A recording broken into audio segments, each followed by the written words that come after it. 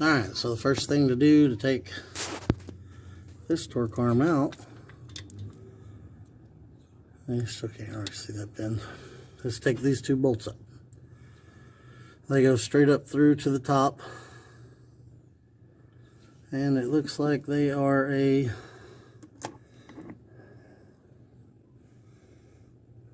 13/16 fits on there. They're probably metric, but I don't know. 13/16 fits on there, perfect. So I'm going to take those out, and then we're going to, once you get those out and get that off, slide it over and let it pop off.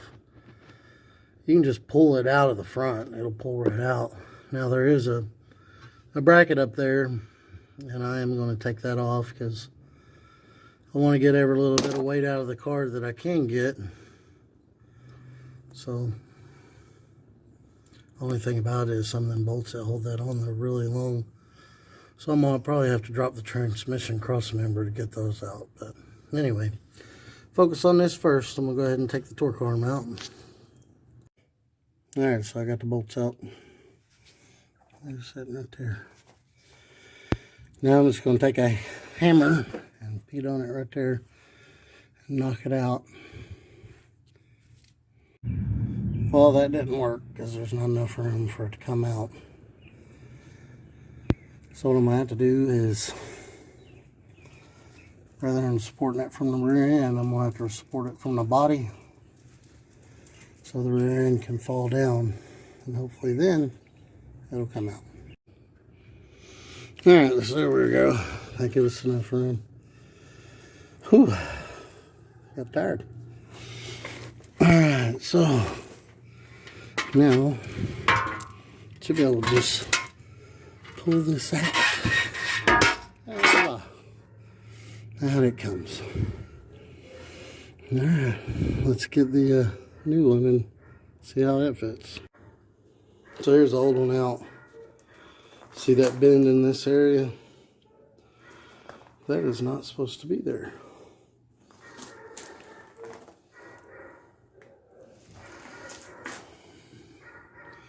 Didn't really bend it so much on the top as it did right here on the bottom. But yeah, it's clearly bent and needed replaced. Alright, so there's where I'm at. I had to take this part off completely to get this in. It wasn't easy. I don't know if it was the powder coating or what. Sorry for the heavy breathing. I got the phone right up against my face here. Got limited space under here. But anyway, it wasn't easy getting that thing slid over top of that. I guess where the powder coating, it's really tight fit. I had to tap it on. I actually burnt some of the powder coating a little doing that, but oh well, it's in. And getting them bolt holes lined up was not fun, but now I'm putting the actual torque arm on. That's where I'm at. Well, I took this piece back out. I took it back out because these, when you put it on these, the torque arm goes down that way. So this will be the bottom. But anyway, when you put the torque arm in these holes right here, when I jacked up the rear end, it actually hit the tunnel in this area. So what I tried to do was I grinded all this out with the grinder over there. So I could, I mean, this thing was tight. I mean, it was tight. I beat on it with a hammer and actually ruined some of the paint, powder coating, whatever that is. Powder coating, pretty sure. But anyway, it ruined some of that. So anyway, I grinded that out. I got it to fit a little bit better and I repainted it. Luckily, I found this paint right here. It was the exact same color. So that was good. But anyway, I tried to get it to go all the way to these holes, but there's a piece right here that blocks it. I guess these holes are for like an aftermarket Ford 9-inch or something like that. But I was thinking about going with those holes, but apparently if you go with them holes, you got to cut these ones off through there. Because on my rear end, there's something right here that blocks it, part of the rear end. So it won't slide all the way up to these holes. But I don't think that'd matter anyway, because I got that big Ford yoke in there for my 8.8 rear end. It's got that big round piece for the yoke, and then for the pinion thing, and then my nomenclature is pretty bad, but the yoke that bolts to it, it actually, on the round piece, it actually sticks up from the round piece on all four corners where you bolt it up. Then the measurements I took, I'm pretty sure if I went with these holes, that it would hit right there. So what I did was I took a big hammer and just BFH the tunnel there so that'll clear. Hopefully I beat on it enough. There's not a lot of room in there to get in there. I jacked it up further and set it on these, which is kind of sketchy, but it looks to be holding pretty good. Plus, you got to let the rear end drop down, or you're just not going to have enough room to do anything in there. But I let it drop down, and those big jacks are catching it. So if it does fall, hopefully it lands on those, or I can slide out fast enough. But got to work with what you got. I put the cross member in there. Drive shaft's not in; it's just laying up in there.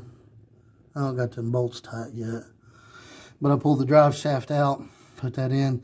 I didn't have these bolts. There was the convertible subframe connector in here, and I took it out. I've been running it without it, but I took that out, and I guess, I don't know what I did with them bolts. They're probably in that box I got with all my bolts in them, but I mean, those 4 bolts costed $2. They're, if you're wondering what they are, they're M8 by 1.25, and I got the 1-inch long ones, 25 millimeter, 30 millimeter, whatever. But I got that in. It's not tightened all the way down yet, just in case I have to move everything. They forgot the sleeve for the front of the torque arm there, so it's supposed to be here today. So I'm waiting on that. Plus, I painted that, so I'm waiting on that to dry too. So that's where we're at right now. So right there is where I had to beat it. And hopefully I beat it enough. I don't know.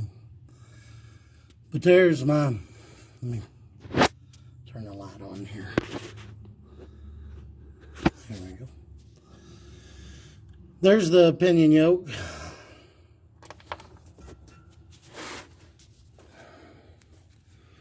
There's the drive shaft yoke, whatever you want to call those things. So each of these, see that round part, it goes about right there. So about that much of that sticks out past the end of that. So it sticks out to about right there. So if you go with those inner holes, the ones that would be closer to the torque arm, however you want to call it, inner or outer, the holes that would be closer to the torque arm, I'm pretty sure that those brackets that go straight up and down would hit right there. So I didn't find very many videos that said which set of holes to use. I do know on the stock rear end that you do want to use the ones that are farthest away from the torque arm. And that's what we're going to do, even though it hits the tunnel right there. And I'll wire brush that with my wire brush and drill and repaint that. I got the paint right there so it don't rust. And right now we're just waiting for that to dry. I think I'll go ahead and, I'm not going to stab the drive shaft in there just yet. That way I got plenty of room right there, so I'm going to let that paint dry. It's been drying for a couple hours already. I'm going to give it a couple more hours. It's cold. Well, it's not cold. It's like 55 out. Yeah, it's raining, so the humidity's up. So it's going to take that a little while to dry. Once that dries, I'm going to put that back in there. Put the torque arm on, and then see. Jack the rear end up and see if it hits. We'll see. I got it back in.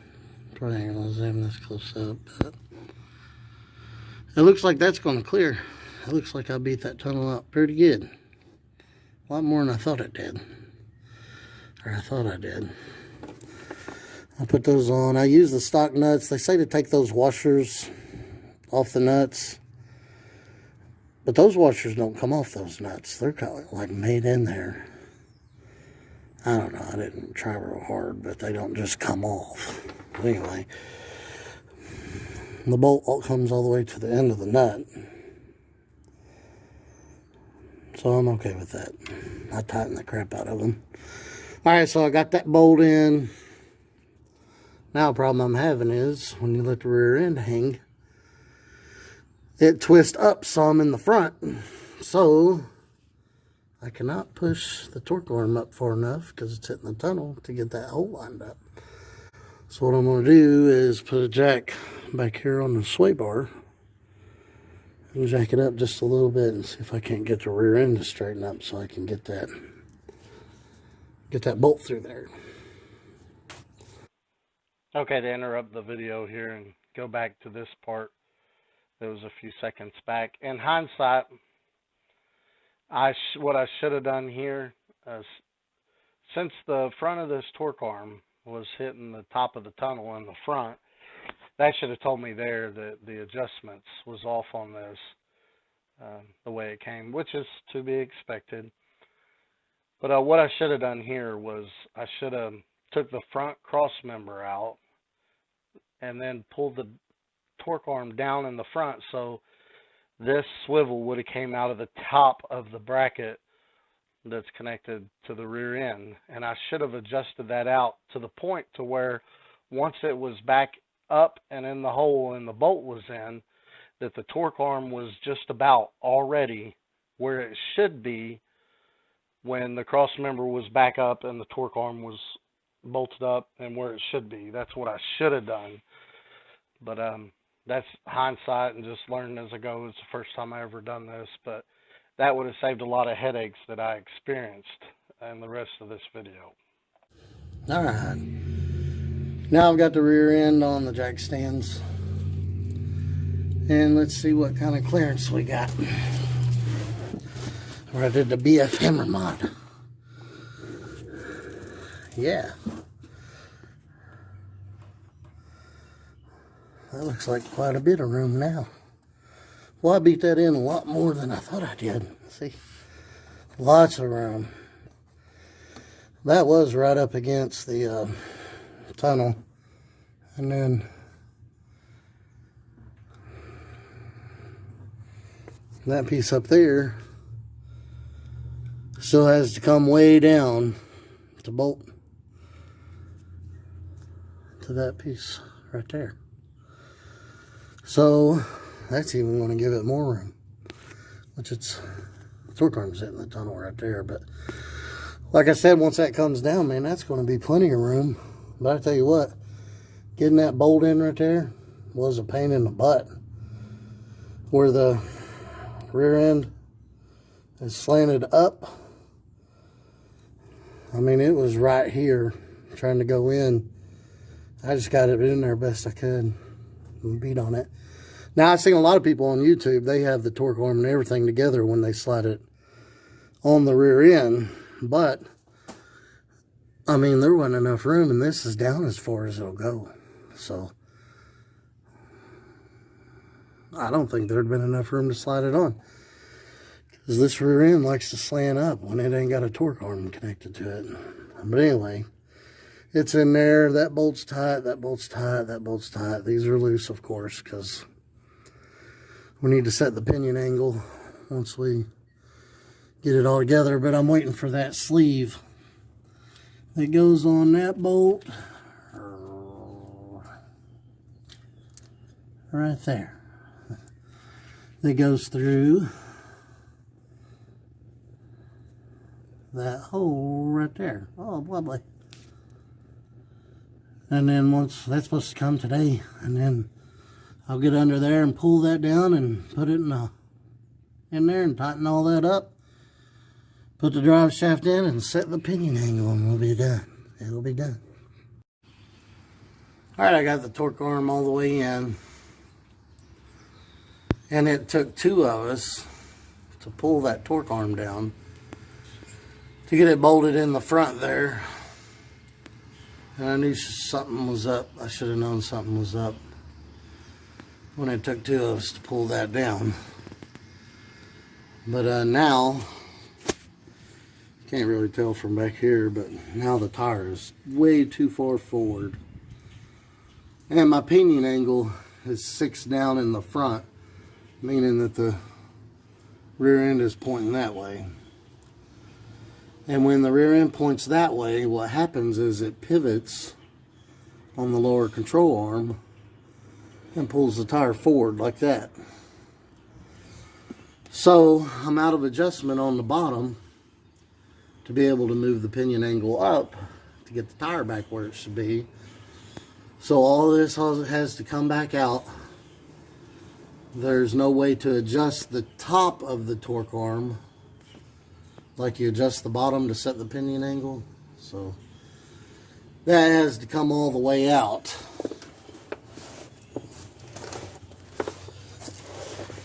To unscrew that top one. That one right there.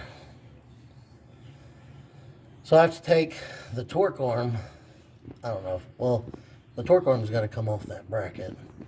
And I've got that perfect up there, so you have to unscrew that out of there. You have to take it out and then unscrew that swivel thing out of there. See, I'm out of adjustment here. There's no more way to pull it back up. There's only ways to pull it down. It was already as tight as it would go when I put it in there. So that has to come out. Okay, interrupting the video again here. Again, at this point, and you'll see in the video, I took all this out and just unscrew that swivel at the top. I'm calling it swivel because I don't know what you call it. Probably the easiest thing for me to have done here. This would have been way easier on a lift, but I was working on a gravel floor. I don't have a lift, so I have to try to get by with what I got. But anyway, what I should have done here at this point, rather than taking it all back out as you see me do here in the rest of the video, is I should have just unbolted that front torque arm cross member, lowered the rear end all the way down, took the shock bolts out so the rear end could fall even further, because that top bolt on the bracket that bolts to the rear end, it's hard to get out unless you take the shocks out and let take the shock bolts out and let the rear end drop even further.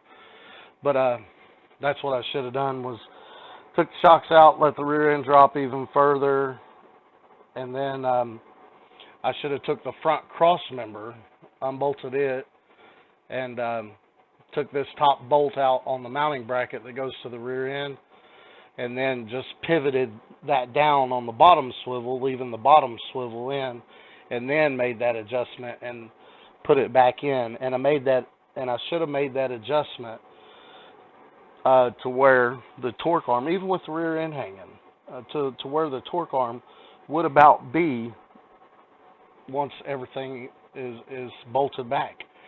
So that's what I should have done.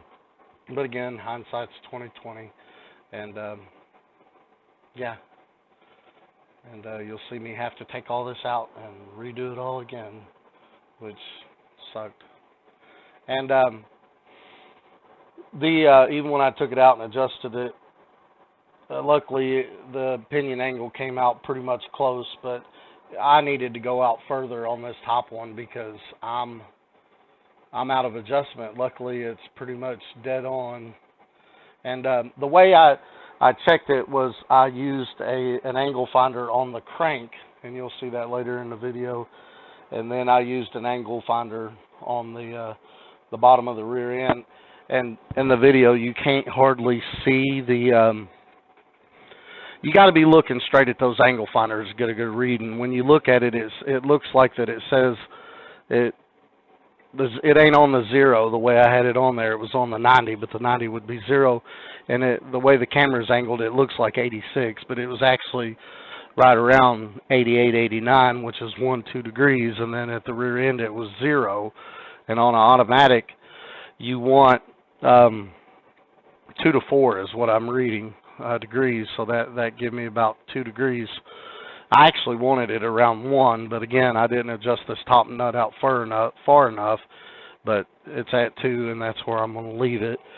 But another way to check, which I don't have the drive shaft bolted in yet, but another way to check is if you check the angle, once you get the drive shaft in, you can check the angle of the drive shaft going down. And if you got 2 degrees going down towards the rear end, and then if the rear end is pointing 2 degrees down towards the front of the car, then that would be 4 degrees. And I'm going to check that once I get the drive shaft bolted back in and make sure that I am within 2 to 4 degrees. I actually want 1. Everybody that drag races tells me 1 degree is the best, but it's at 2 degrees based on the front of the crank and the rear end. But here's the rest of the video. So it'll pivot the rear end upward, which in turn, see, like right there, I mean, if you look from the outside of the car, it's right up against the fender. And it wasn't like that before. With the stock torque arm, it was pretty centered with stock torque arm, believe it or not, even with the non-adjustable lower control arms and the big tire.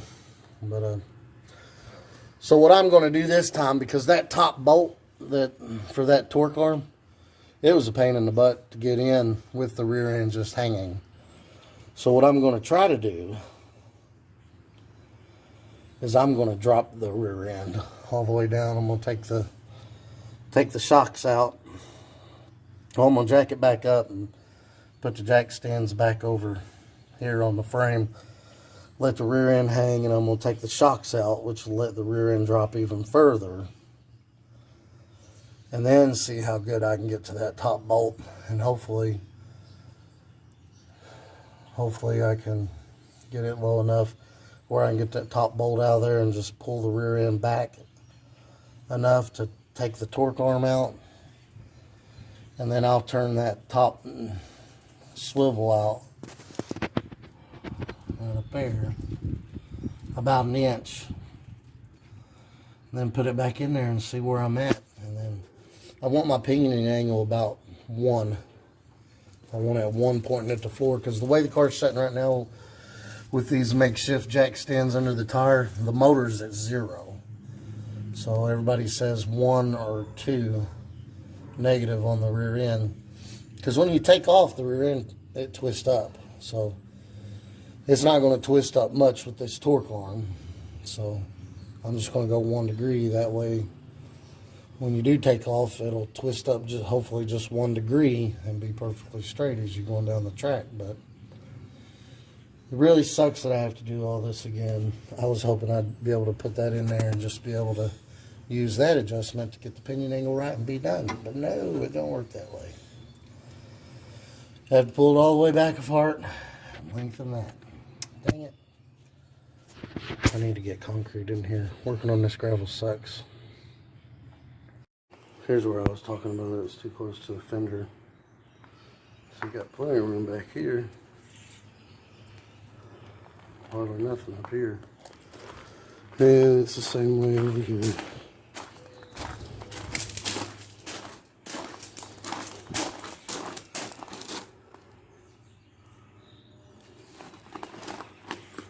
Yep.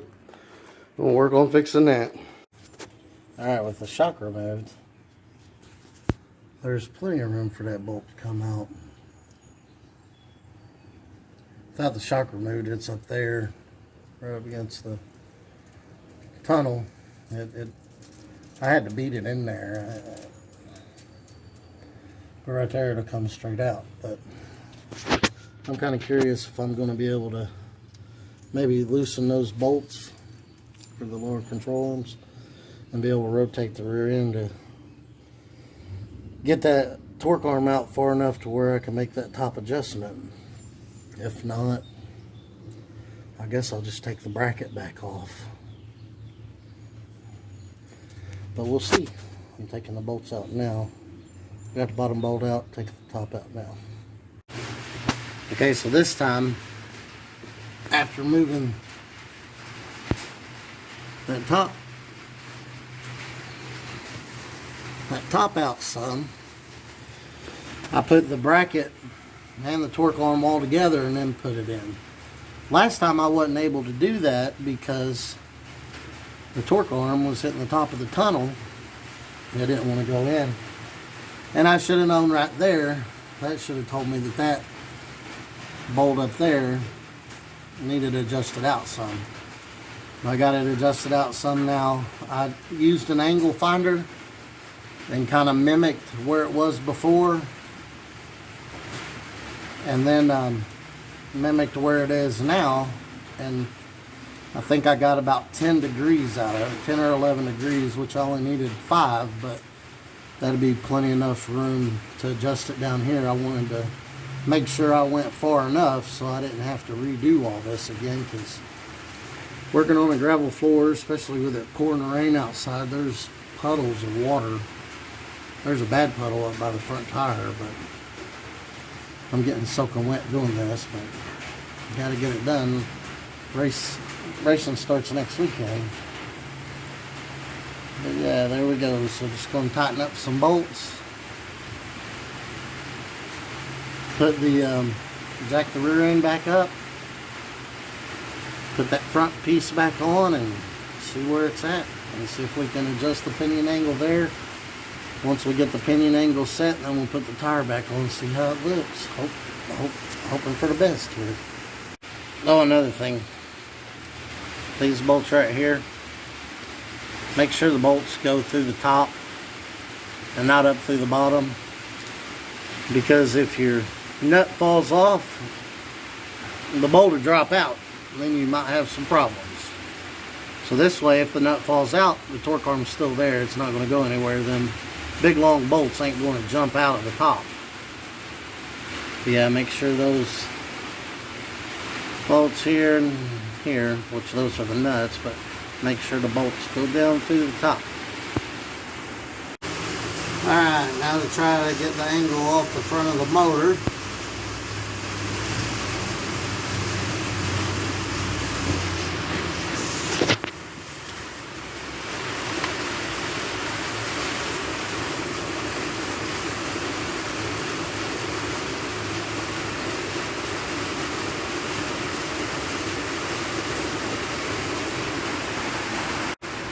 Alright, so I had the angle finder on the front of the harmonic balancer, hub, damper, whatever you want to call that thing. And it was exactly what was on the 90, but the way we had it, that should have been 0. I know on the video it looked like it said like 86, but unless you're pointing the camera dead straight, it you don't see the reading right.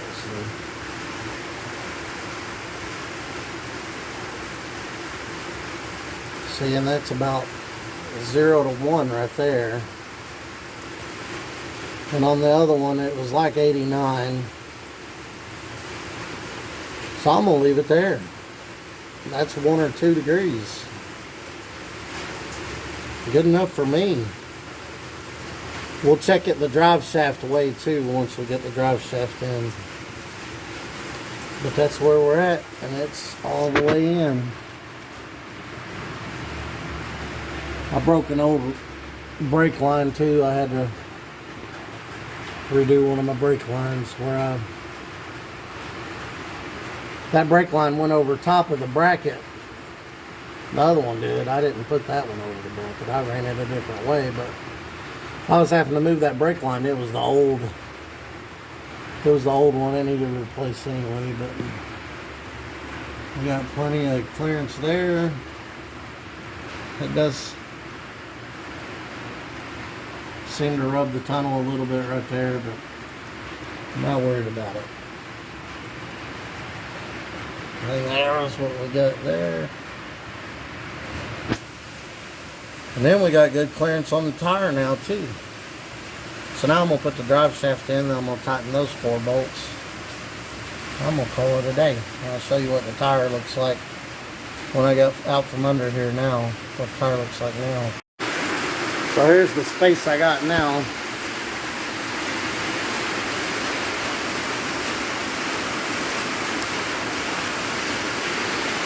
pretty much centered. Could go back a little. That's good enough for me. I gotta bleed the brakes, and then I gotta tighten up the drive shaft. I gotta change the oil, and I'm done. Whew, that was a headache. It's pouring rain out there. We got flood warnings, and my garage floor is getting flooded. So I'm done till this dries up a little bit. Well, that's the first time I ever done that, and I tell you what, it was a headache. I don't advise you do it like I did it. I made a lot of mistakes along the way, but hopefully you can learn from this video.